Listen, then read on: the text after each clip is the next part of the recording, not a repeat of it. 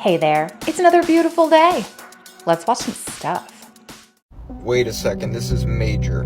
You've probably heard about the strange things going on the coast of Florida by Daytona Beach. This is super bizarre because people are now posting footage of these illuminated flying objects literally emerge from the ocean and then fly around the coast of Florida, almost like they're scouring an area or a grid doing a search.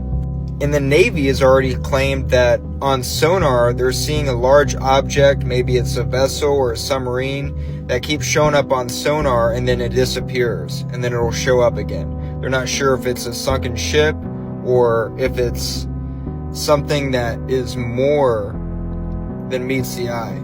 Keep in mind, this is literally a few months after they had the big Senate meeting talking about footage of UFOs coming out of the water. I mean, this is really strange, and we need to keep an eye on this. We're going to be posting about it as soon as we get closer footage. Fun stuff from our friend, the container guy. We haven't seen him in a minute, and he's always got some kind of weird stuff going on, but I don't necessarily believe that it's always true. I have looked into this, and everything that I'm seeing is the same image, and it looks like the moon and maybe an airplane or something next to it. I don't know what it is, but I don't think it's an alien because it's always the same image, and everyone's like, look, it's coming out of the ocean, but it's really not.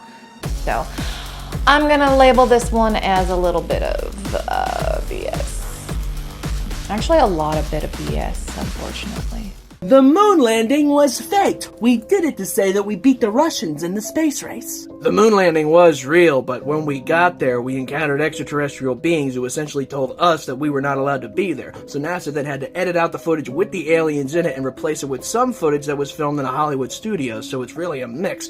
That's why NASA's never returned to the moon. The Illuminati is a group of people who are said to control the world, and most of its members are celebrities. The Illuminati's more like a celebrity blackmail ring where they compromise famous people into diddling things, and then they film them and then use that against them so that they always have to do their bidding, which is to control and destroy humanity. And the people that control the Illuminati, the deep state, the shadow governments, these elites are the real problem. These satanic vampires that want to essentially drain the life of our youth to make us weak and easy to control. These people want to see humanity perish while they go on to merge themselves with machines and become a higher life form so that they can live forever because they're afraid of death. And we as a species have to start waking up to this so that we can fight back against their satanic agenda and win this spiritual war that we're in. The CIA assassinated John F. Kennedy.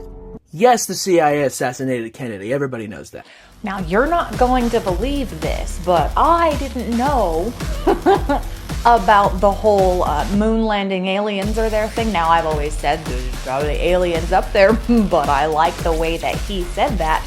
So there was aliens on the moon, and they said, hey, you're not supposed to be here, and, everything that he said. I had never put that together, and I had never heard it put together quite like that before. Probably because I don't look in the right places to get this kind of information, but I'm on board with that.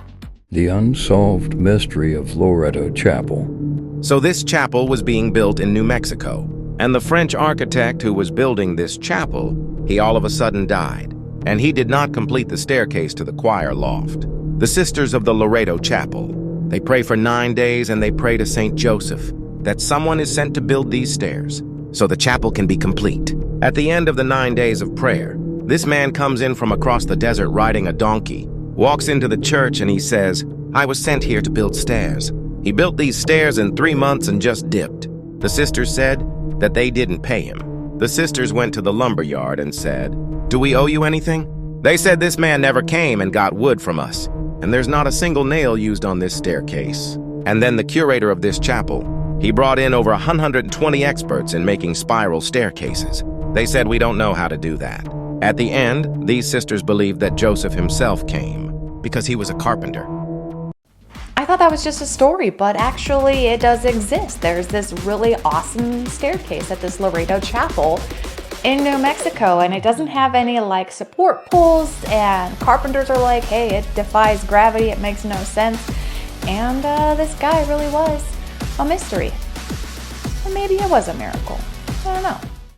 Right, we've got a strange piece of footage coming from Egypt, and there's a strange object floating over the pyramids of Giza in Egypt, right? So this orb type thing kind of travels across and then splits off into these multiple different things. And we're just going to watch a piece of footage here and kind of analyse what's going on.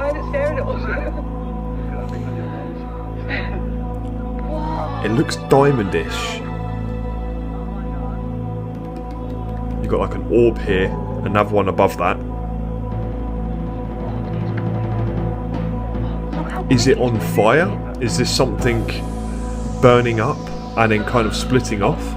Oh my god, what is going on? But then there's also something following it from above as well. It's kind of tracking it and then it splits off, right? And then notice the movement patterns as well, okay? It's breaking off, it's moving, and then things on the backside kind of go backwards and then float off behind it. I feel like they're actually... I don't know, man. Or is this something more? What is that about? You guys let me know, man. Oh my god. All right, y'all, sound off. What do you think that was? Have there been any news reports about this? There's like part of my brain that's like, oh yeah, that's definitely aliens. And then there's the boring part of my brain that wants to explain it away, but I'm not gonna. I want to know what you think. What if I told you that the banning of lead paint was never about health? Hold on to your hats, folks. This one's a doozy. Lead paint. Banned in homes back in the late 70s, allegedly to protect us from poisoning. But what if I told you there's a theory out there claiming the real reason was far more electrifying? You see, lead paint has this nifty little property. It blocks EMF radiation. And right around the same time lead paint was getting the boot, governments were starting to experiment with EMF radio technology. Coincidence or something more sinister? Conspiracy theorists argue that by removing lead paint, our homes became giant antennas, more susceptible to the very EMF waves governments wanted to test. They say it's about control, surveillance, and maybe even health impacts we don't fully understand. But before you go painting your walls in tinfoil, remember, there's scant evidence to back up these claims. It's a tantalizing idea, sure, but sometimes the simplest explanation is the right one. That definitely is an interesting series of events. They start tinkering with all of these frickin' radio waves and all that stuff and frequencies and learning about frequencies, really. And then they find out, oh, lead-based paint, it blocks us from getting into people's houses. Get it out. But at the same time, I do believe that eating paint chips is probably a bad idea, so don't do that. A lot of people now are building like Faraday cages with copper wire and stuff, and that's absolutely fantastic because it blocks the EMF. But all these towers going up all over the place are absolutely insane. I took some pictures, like I said I would a couple weeks ago. I finally got around to it, of the towers in the area and how they're disguised like trees. Stick around to the end and I'll show you the crap in my neighborhood. According to leaked CIA documents, the Ark of the Covenant has already been found. If you don't know what the Ark is, it was featured in the movie Raiders of the Lost Ark with Indiana Jones. What the Ark actually is, it's a container where the 10 Commandments, the rocks, the 10 Commandments that God wrote to Moses, are kept. And supposedly, according to legend, the Ark with the 10 Commandments inside has power, the power given by God to Moses on those stones. People have been looking for the Ark of the Covenant because of this power for centuries.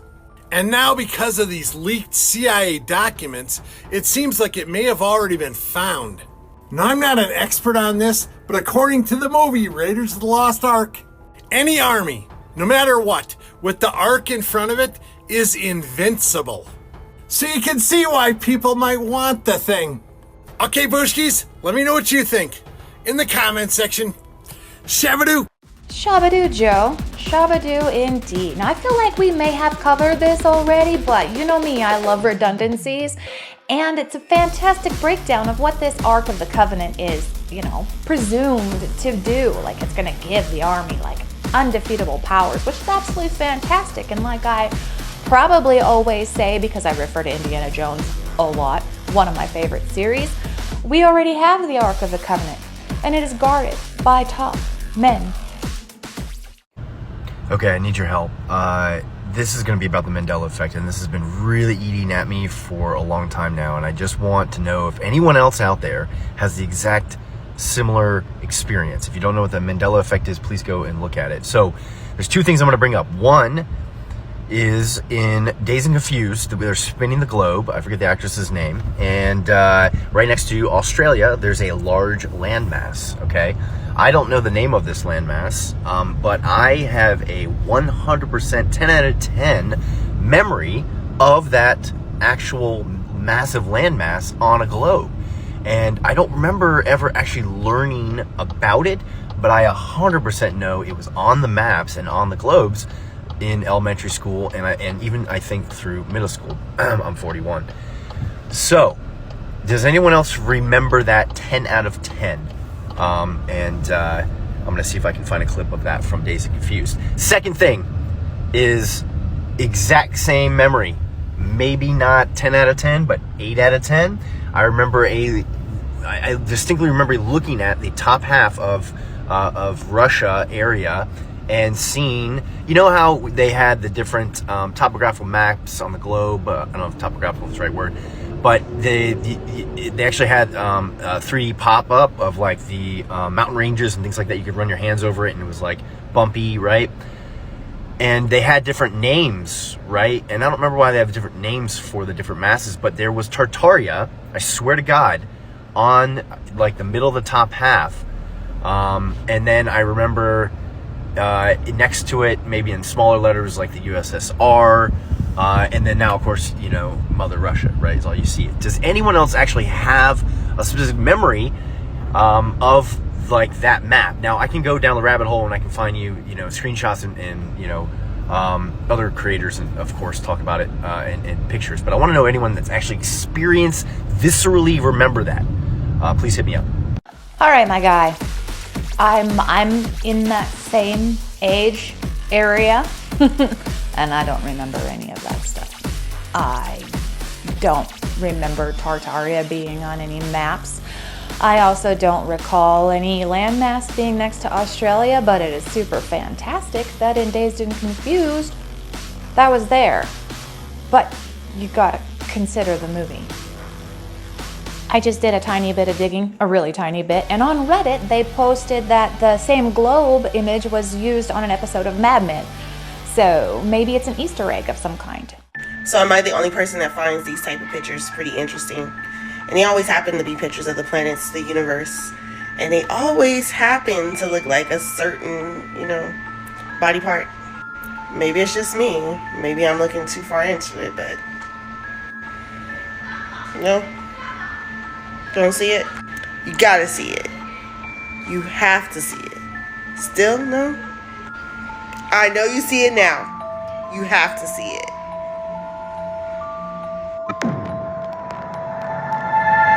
When a man reaches the edge,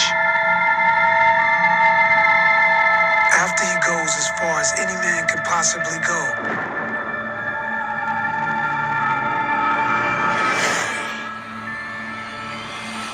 how does his son continue? Almost like it's always in your face. Literally.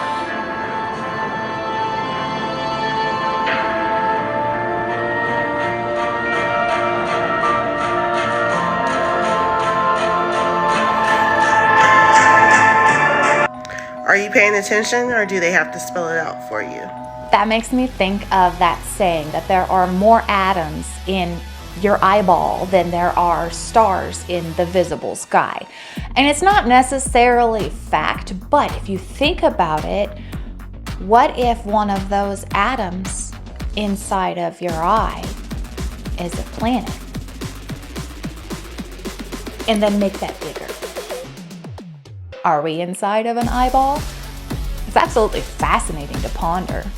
The first scientist finally made his way down the cylinder shaft all the way to the two chambers at the bottom, and what he discovered and is reporting back is not only going to blow your mind, it's going to change science as we know it forever.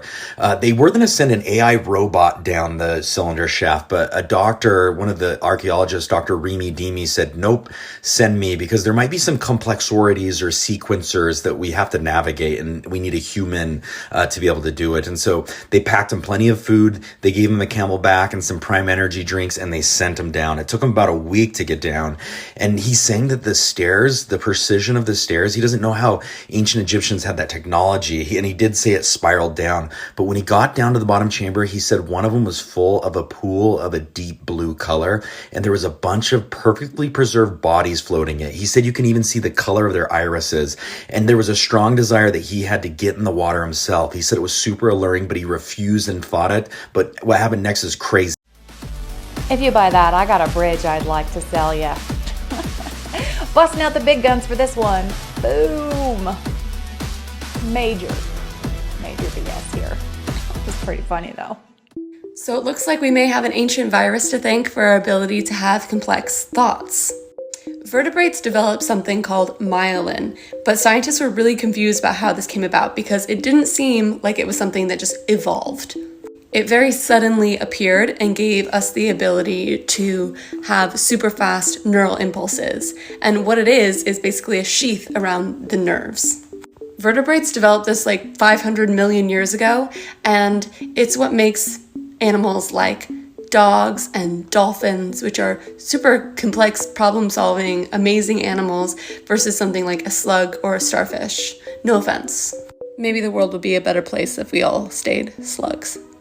So anyway, scientists are now seeing evidence that it was a virus that infected our ancient vertebrate ancestor. And that virus transferred to them the ability to make myelin. So basically, it was either aliens came down to Earth and genetically modified us to have myelin, God did it, or a virus is our God. Anyway, I think that's pretty cool.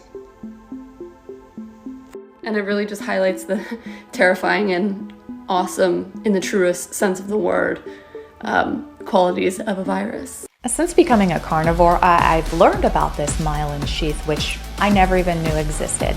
And apparently it is made of cholesterol. And if you do not ingest enough cholesterol, it can degrade, which causes things like dementia and Alzheimer's and a bunch of other not so happy nervous stuff. And to think about how we went from not having it to having it, and they think it was a viral infection, and of course I'm inclined to believe that it was aliens, my personal opinion. I think that's fantastic. Like, we didn't have this thing helping us to have, thoughts, like rapid fire thoughts, right? And then suddenly we're able to think and evolve and become, what we are today because of this myelin sheath. I think that's absolutely incredible. Let me say something real quick. I'm gonna need some of y'all think a whole lot more. I just saw a post on Instagram, right? It was basically saying that anybody who sent their DNA into a DNA testing facility or anything like that, I think the one that in question was like 23andMe or Ancestry.com, one of those, right? That they were going to use your DNA to to create biological weapons specifically to your strain of DNA. Fam. Now, I'm not saying this is not possible. It's not what I'm saying. What I'm saying is, if you've ever given blood, had a baby, and most people have given blood in school in some way, shape, or form, had a baby because of the placenta that most people leave at the hospital and do not keep. You ever had surgery? Listen, if you've ever been at the hospital, doctor, or anything of that nature, where they've been able to collect any form of your DNA, why would you care about this little ancestry thing. It's just something for y'all to think about. Cause people was in the comments like, oh, see, I knew they was doing something with the DNA and yada, yada, yada. Yeah, I'm trying to tell you where you from. Anything other than that is like, especially when people have done all those other examples that I've given, and I'm pretty sure that there are more things and more ways that people have given DNA. But you worried about an ancestry website. Boy. So I don't know if y'all ever thought about that, but you should. You should. So my cousin, he's Uncommon Sense in our comments section. He's part of our community. Hi, Aaron. He brought this up to me yesterday about the whole 23andMe filing for bankruptcy and what's going to happen with all of that data. And you can go on to their website and you can go in and delete your data and your personal account, but you know, who knows what's been done with that stuff already. I know a while back people were concerned about not the health department, but these insurance companies getting a hold of this information and finding out if, you know, you're predisposed to certain kinds of ailments or cancers or anything like that, if that's even, you know, something that you can find out. But charging exorbitant premiums because of that predisposition that you may or may not even have. That would be absolutely insane. That's something that I'm also concerned about.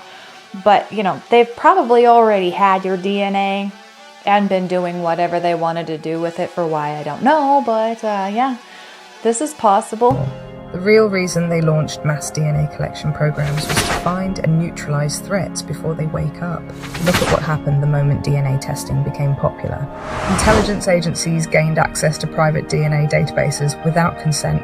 Genetic data was bought, sold, and cross-referenced against historical bloodlines. Ancient royal lineages, fallen empires, and revolutionary leaders were mapped to their modern descendants. They are searching for someone, or rather many someones.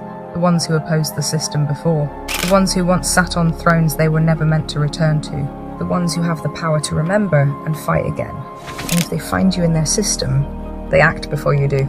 They discredit certain people before they rise to power. They silence those who start remembering too much. They neutralize threats before they can shake the system again. Because if you wake up, if you remember who you were, if you realize why you are really here, the cycle ends, the throne is taken back, and their illusion of control collapses forever. The final question, who were you before? This is not a game. The war for control did not start in this lifetime. It has been happening for centuries, for ages, for cycles upon cycles of reincarnation. And now we are in the final phase. The system is collapsing, more people are waking up, and the ones in power are desperate to track, suppress, and erase those who were never meant to return. So ask yourself, why were you born in this time? Why does history feel familiar? Why do you feel drawn to certain places, symbols, or eras as if you lived them before? You might not just be a person searching for your past. You might be the past searching for itself. And the ones who rule now, they know who you are. The only question is, do you? That's a new one. I have never heard that before. And while I personally don't believe in reincarnation, that's really cool. I like it. I like it. All right, it's time for part 6 of this lecture that we've been watching. Let's get into it. We are genetic royalty. I have absolutely no doubt about that.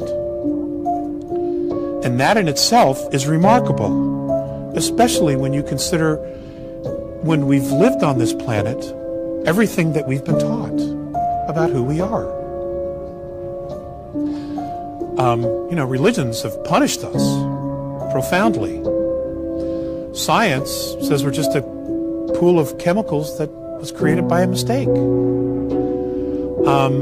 It's remarkable. But we're none of that. We're absolutely none of that. And my guess is that we had this planned all along. We planned this struggle all along to grow, to evolve, to make a statement to the rest of the universe.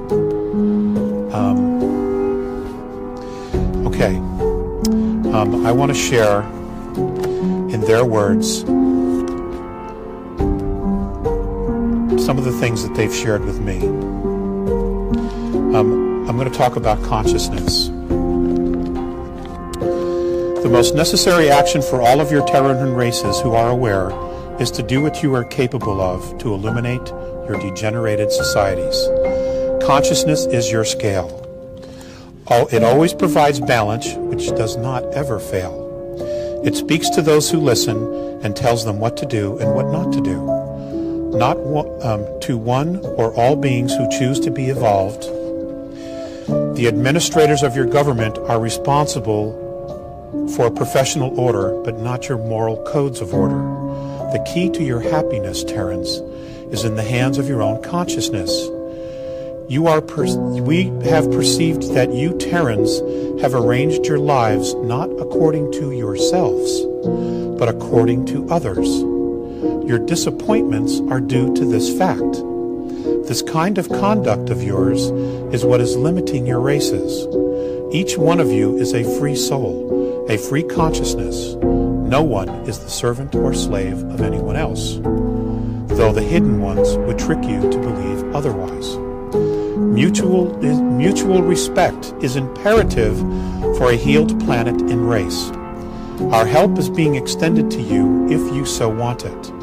Because of your genetic lineages to our races, we would like to be there with you during your difficult times. Today, your planet and your race destroys itself in ignorance. The goal is to recover the genuine human beings lost deep within yourselves, and try to always be at one with yourself. I'm going to share this with you. This is from Morine. This is from 1998. He makes reference to December 3rd, 2013. That was the original number that they felt that, or the original date on our calendar that we would actually be moving into fifth density, that date. All of us, regardless of our form or our dimensional growth, live in a boundless consciousness. It does appear that all things seem to revolve and evolve in cycles. Now, after the blindness of 5,725 years, you and your Terra are about to regain yourselves. It will be such an unprecedented change that it will be difficult for many to grasp their own potential. It is the turning point on your world which none of your planet's forefathers were privileged to ever experience. Can I have just some light? Please, any light, any light. Yeah, the ceiling light, thank you.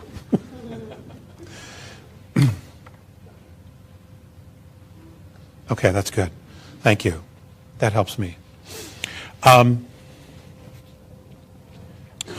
In Andromeda, one of the things that they stress is creating a race of leaders.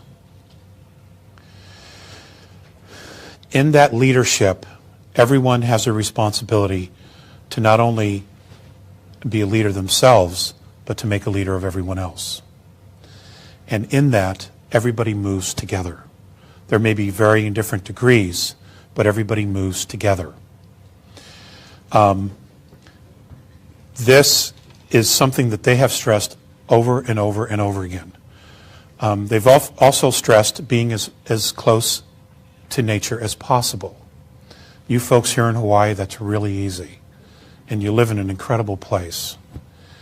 For those of us who live on the mainland or in other countries, in big cities, it's much more difficult.